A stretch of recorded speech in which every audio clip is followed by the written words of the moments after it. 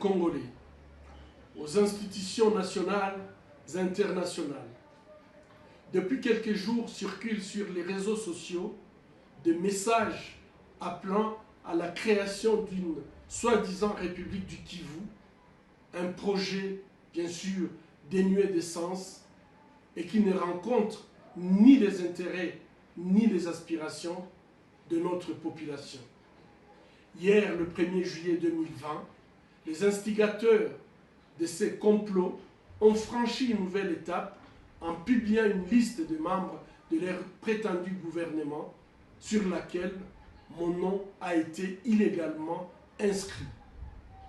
Je tiens tout d'abord à exprimer ma désapprobation face à ces agissements qui relèvent de l'usage du faux et de la diffamation passible de poursuites judiciaires. Ensuite, je tiens à attirer l'attention de notre population sur le piège que cachent ces fallacieux projets d'indépendance du Kivu. Objectivement, c'est une énième tentative de déstabilisation et de démembrement de notre pays.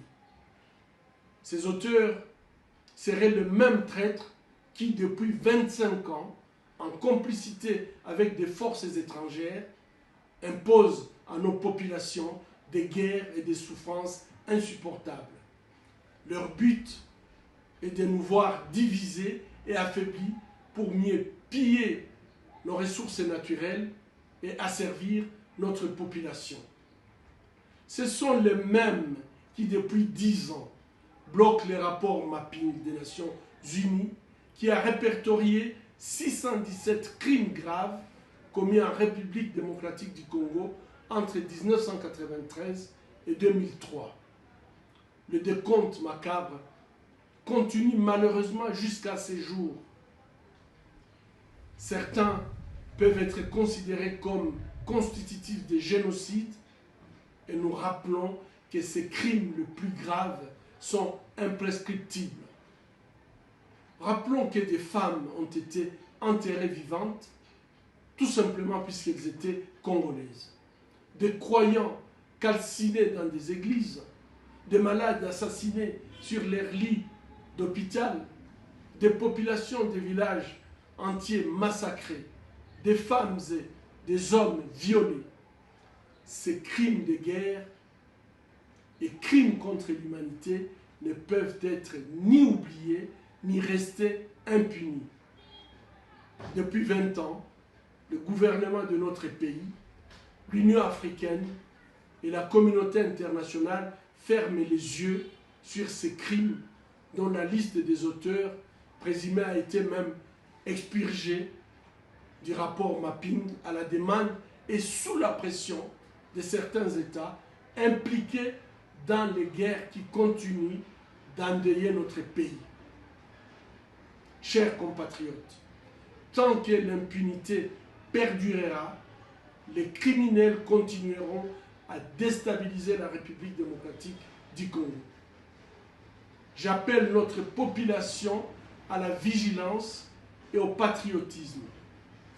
Condamnons tous ensemble et avec énergie ces projets de sécession et de balkanisation de notre pays. Ne soyons pas naïfs. Ce qui nous tue et nous humilie depuis 25 ans ne travailleront jamais pour notre intérêt. J'appelle le gouvernement national et provincial à mener urgemment des investigations pour identifier et mettre hors état de nuire ces ennemis de notre nation.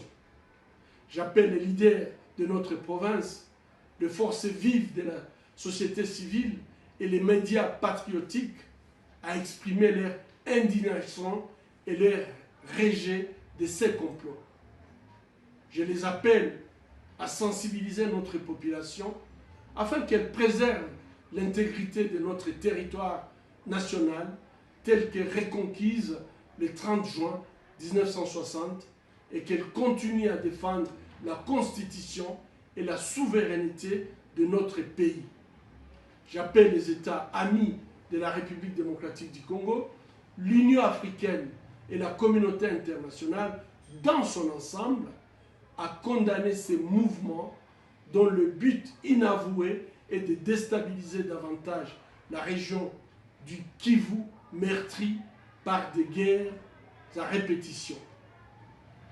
J'appelle la justice congolaise et la justice internationale enfin d'œuvrer à l'établissement d'un tribunal pénal international pour le Congo et ou des chambres spécialisées mixtes pour poursuivre et condamner les auteurs des crimes commis au Congo depuis au moins 30 ans jusqu'à ces jours.